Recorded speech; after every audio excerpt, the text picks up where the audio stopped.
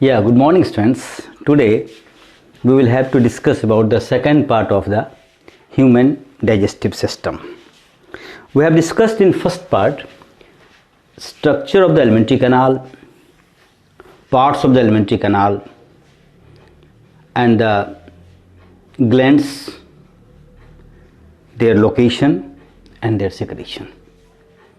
Now today we will have to discuss the physiology of digestive system, and that includes ingestion, digestion, absorption, assimilation and egestion. We will discuss separate in all these points in the separately.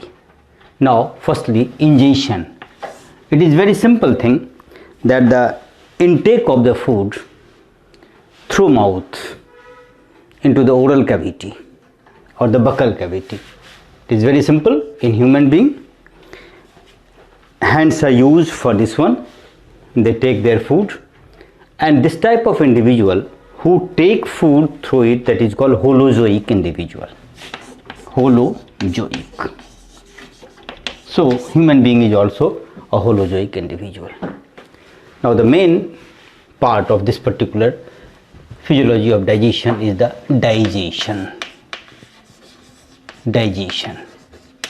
It means conversion of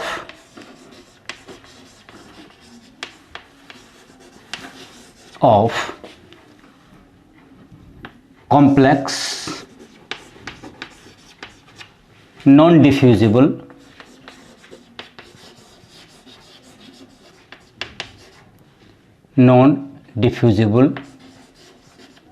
food into simple diffusible form, and this condition will take place with the help of number one, that is physical breakdown of food, and number two, that is chemical breakdown of food. Physical breakdown, that is churning, mastication, either with the help of teeth or with the help of the different type of the movement, that is in the peristaltic movement or any other movements inside the alimentary canal, that is responsible for the mixing of the substance to the food and the breaking of the food into pieces, small pieces, which is helpful in the movement of the food inside the alimentary canal, as well as mixing of the chemicals which will be secreted by the different part of the alimentary canal, and then this will be started. Chemical breakdown. As you know that the complex food. What do you mean by complex food? Complex food is the chain of the monomers, and generally we have discussed, we should know that the carbohydrate, protein, fat and nucleic acid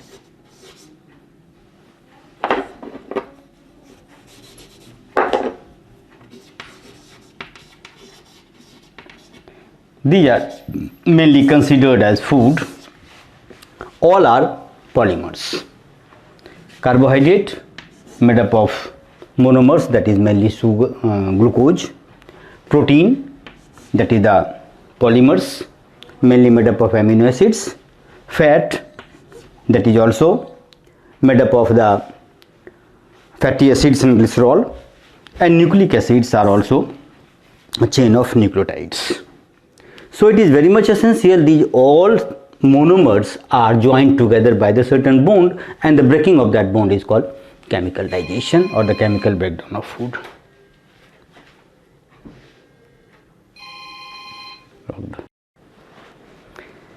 Yeah, carbohydrate, protein, fat and nucleic acid. These are the long chain, and the breakdown of the bond, that is called chemical digestion or chemical breakdown of the food. For breakdown, enzymes are available in the alimentary canal, different part of alimentary canal. We will discuss how digestion takes place in the alimentary canal in different two ways. We will follow one of them. Number one, digestion of food. Number one,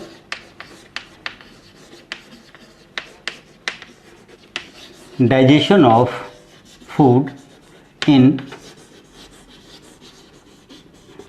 different parts of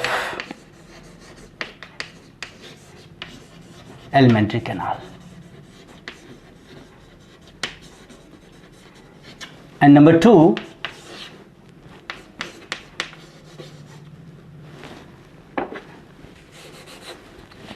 digestion of food component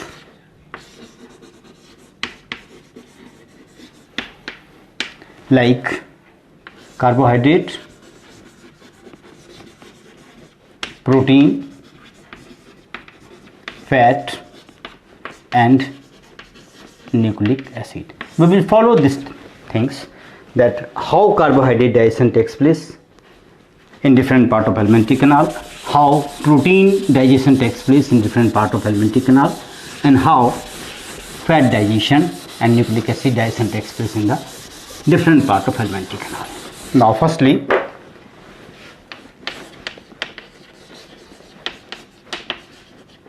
digestion of carbohydrate.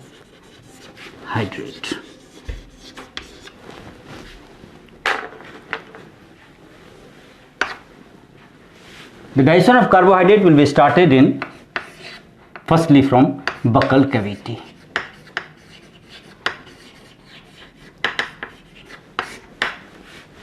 You know that buccal cavity have salivary amylase.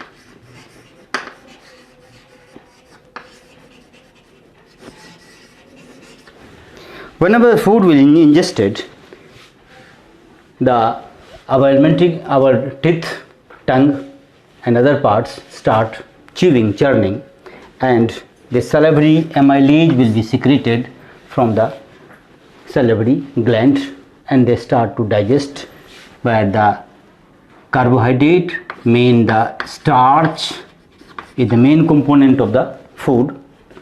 Main component of the carbohydrate, starch, by the action of salivary amylase convert into maltose. But the churning is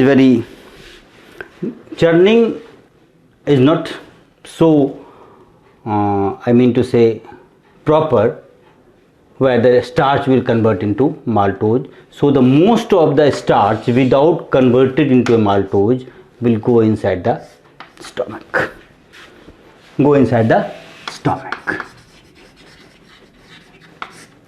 In esophagus,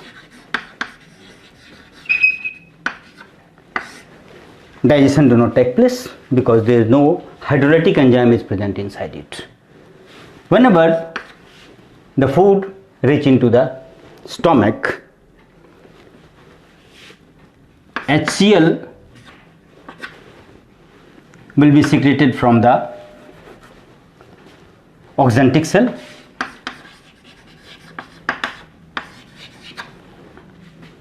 and this HCl convert the neutral food into acidic food.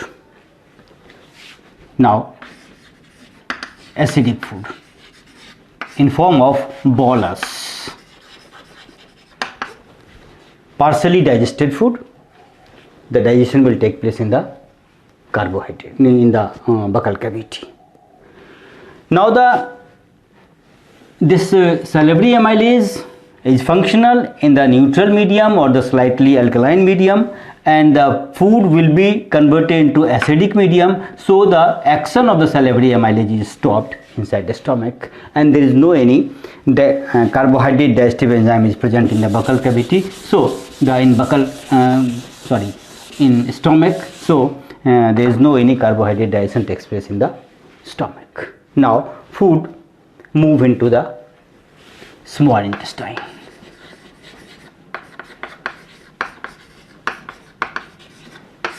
As you discussed that the small intestine have two sources of enzyme, one that is pancreatic juice and again another that is the succus entericus.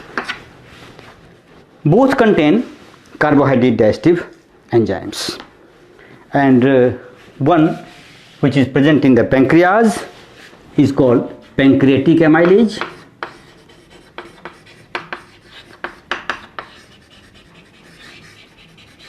and that is intestinal amylase.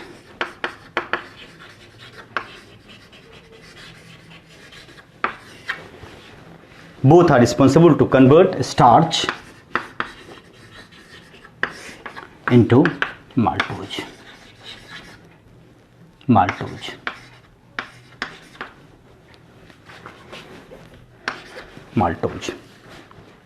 Now in addition to this maltose, lactose, sucrose, etc. are also present in the food, and intestinal juice have maltase, lactase and sucrase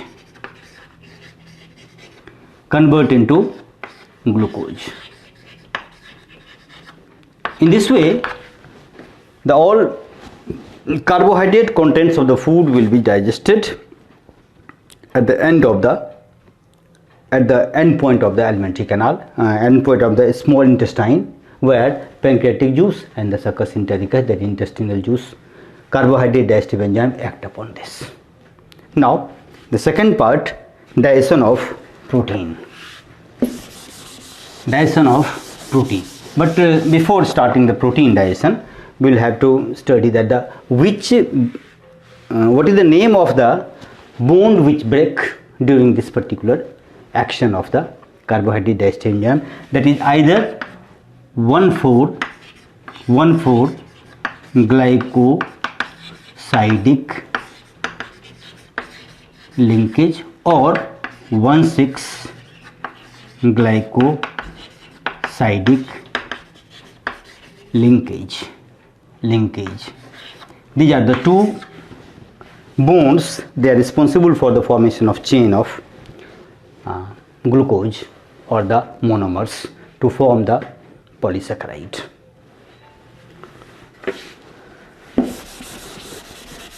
Now digestion of protein.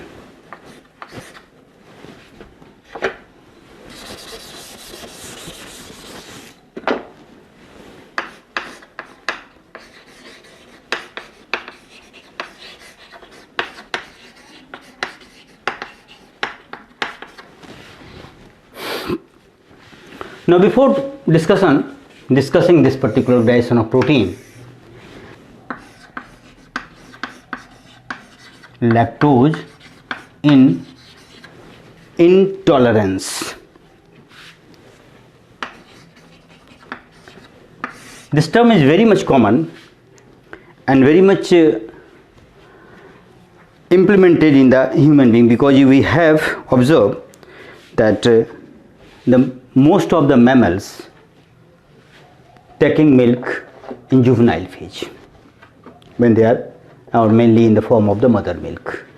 But in case of human being, it has been observed that in adult conditions, the human being entertaining or the taking other cow milk or the milk of buffalo or the others, or the milk of the goat, like that. It has been observed if there is if any gap between the is mother milk intake and suppose 10 years gap, and then the cow milk.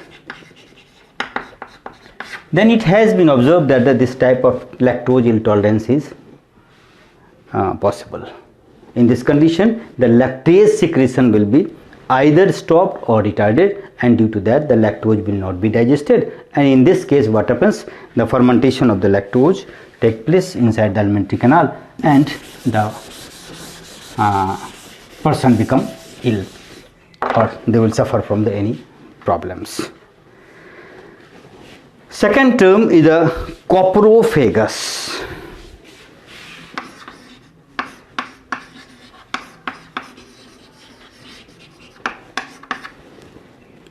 Coprophagus, the individual who take their own stool, that is called coprophagus. It is also called refaction.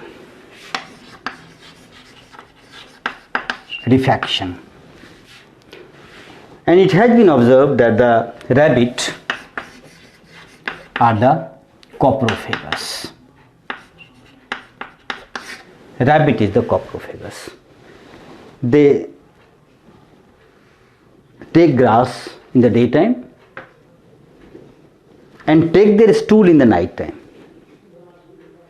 When they discharge their stools, they again take it, because that stool is not completely digested. After coprophagy, it become digest, and they take the they are absorbed, and ultimately it will be utilized by the human, the rabbit. Now the digestion of protein. Firstly, you must know that what is protein. Protein is the polypeptide chain of amino acids. Suppose this one is amino acid having two parts. One is the carboxylic part and another is the amino part. And the another amino acid it is the amino part and this is the carboxylic part. Here, by elimination of one molecule of H2O, a bond is formed, and this bond is called peptide bond. And this chain of the peptide bond is polypeptide bond. It means how we can break this particular peptide bond by the action of the hydrolytic enzyme, we will have to discuss here. Just like in carbohydrate, we have observed that the carbohydrate digestion started in the buccal cavity. There is no any digestion of carbohydrate in esophagus. In stomach, the carbohydrate digestion of course continued, but after the conversion of the acidic food, they become stopped, because there is no any carbohydrate digestive enzyme is present in the stomach, and whenever the food will move into the alimentary duodenum, they receive the pancreatic juice as well as intestinal juice, and the food which will be moved from the stomach to the intestine, small intestine, that is called chyme. Buccal cavity to the stomach, that is called bolus, and that is called chyme. It means this chyme, the bolus is also partially digested food. It has also partially digested food, but it is more digested rather than that of the bolus, and ultimately it will, whenever it will convert into chyle, it means the most of the food particle will be digested, and only conversion that the chyle will convert into stool and get out from the alimentary canal. Now the protein digestion will be started from the stomach. No protein digestion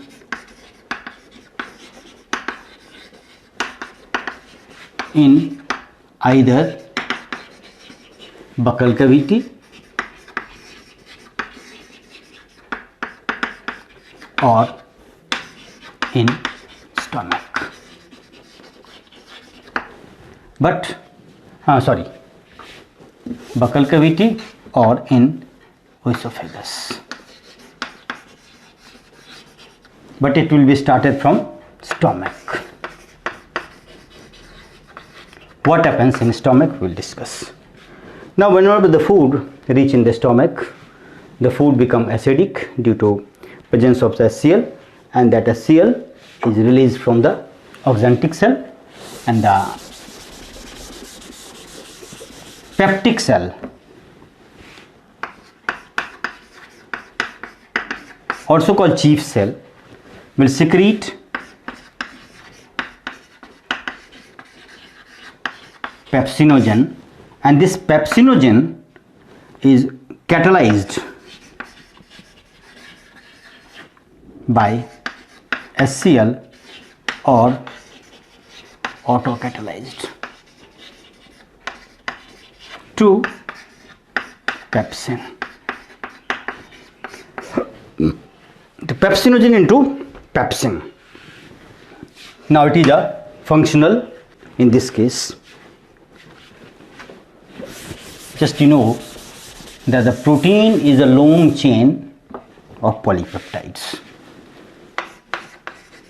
Protein is a long chain of polypeptide. Now protein, pepsin convert into short peptides. Is also activated or catalyzed by the HCl into renin. And whenever this renin act upon casein, it convert into paracasein, and this paracasein, by the action of the calcium ion present in the milk, convert into calcium para caseinate. It is the solidified milk, and is also called coagulation of milk. Now on this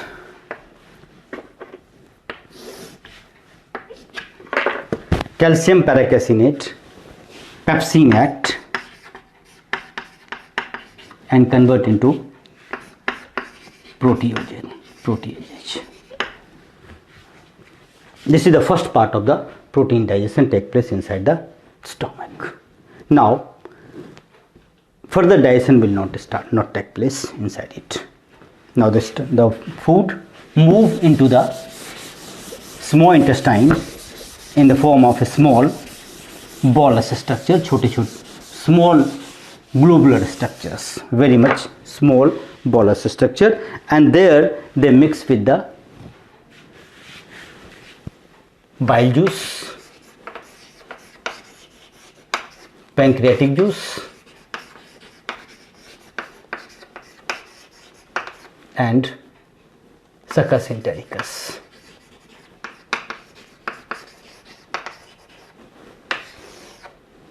These all acidic food into basic form, because all the enzymes which will be secreted or the present in the small intestine is only functional if the medium is basic. If the medium is acidic or neutral, they are non-functional, because we know that the enzyme have essential pH and the temperature. If the essential pH and temperature is not present, the enzyme become non-functional, or they cannot perform their duties. Now pancreatic juice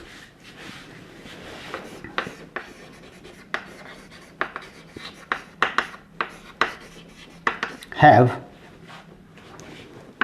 first enzyme, that is called trypsinogen.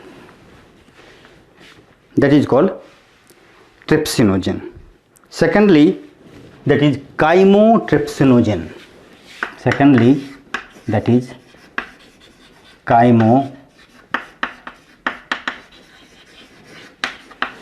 trypsinogen. These two enzymes, these both are inactive, and third one is the pro-carboxypeptidase. Pro-carboxypeptidase. All are in pancreatic juice, but all are inactive, all are in sleeping mode, they are not functional. So it is very much essential to convert it non-functional to functional. One enzyme called enterokinase.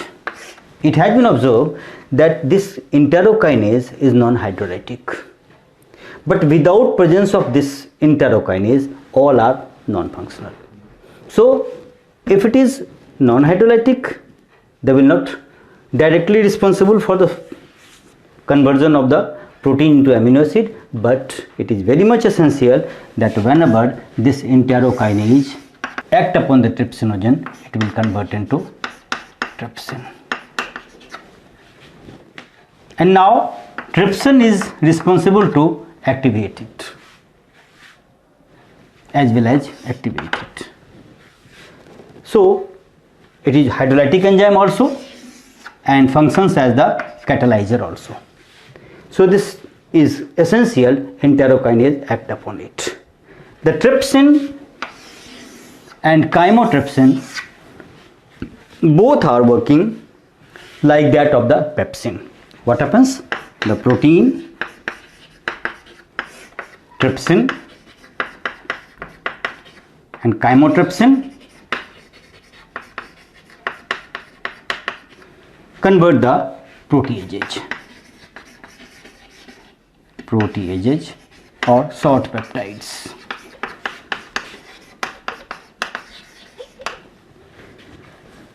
Now one enzyme that is called aminopeptidase and dipeptidase. This pro-carboxypeptidase act upon this proteases to convert into dipeptides, and this dipeptides convert into amino acids by aminopeptidase. Here you will observe that the aminopeptidase is from the succus entericus and rest of the enzymes are from the pancreatic juice.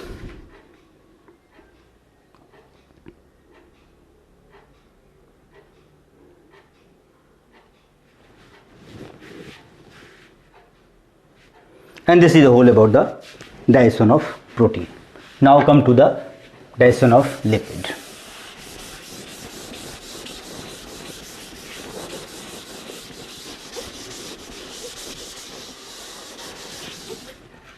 Digestion of lipids. Lipid is also called fat and it is also called triglycerides. And this fat, lipid or triglycerides are hydrophobic.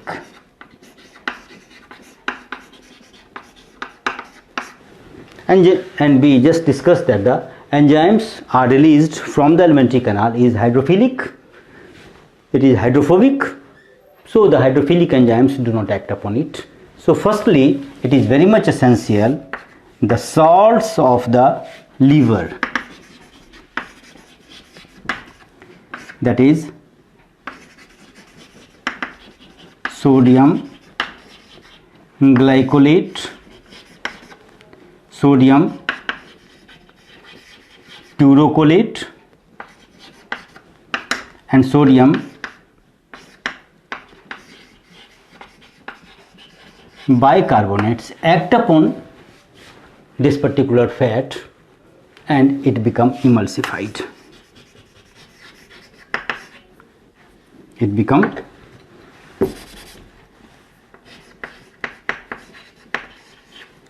and this process is called emulsification. During this process, what happens? The large sized food fat is converted into a small globular structure having certain salt parts, and on this particular lipase from the pancreatic juice or from the intestinal juice act upon it and convert into fatty acids and glycerol. In this way the fat is digested, but here you will see that the liver has no any digestive enzyme, but without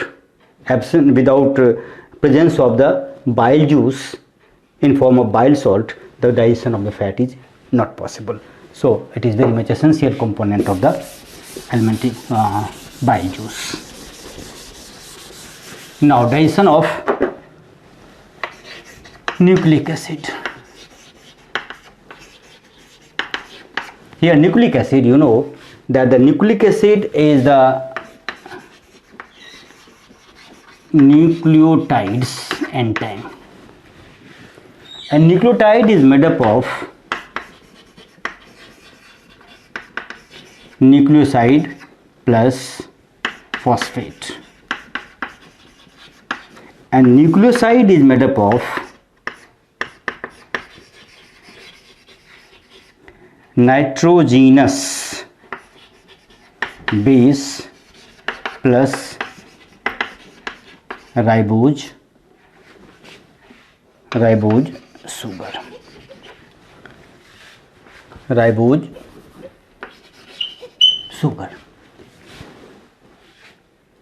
This nucleic acid is of two types, DNA and RNA. So nuclease act upon this nucleic acid may be DNAs or RNAs, and it act upon either DNA or RNA here, and they are converted into nucleotides. The nucleotidase convert into nucleoside and phosphoric acid, and nucleosidase convert nitrogenous base into ribose sugar. In this way we see that the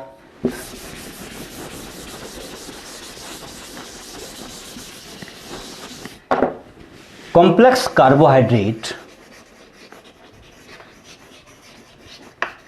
by the action of carbohydrate digestive enzymes convert into mainly glucose. The protein by the action of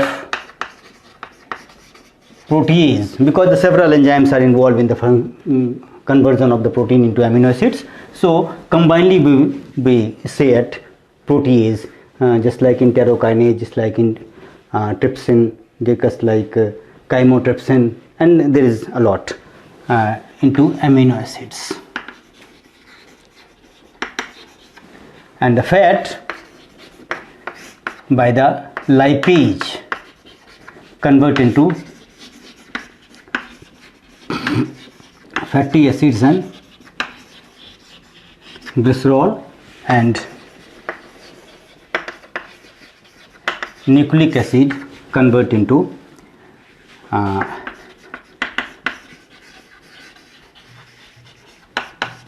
nitrogenous base plus ribose sugar plus phosphoric acid with the help of nuclease, nucleotidase and nucleosidase. This is the whole about the digestion. Now, after digestion, this digestion will take place in the alimentary canal. This one is the alimentary canal, and this alimentary canal have such type of villi.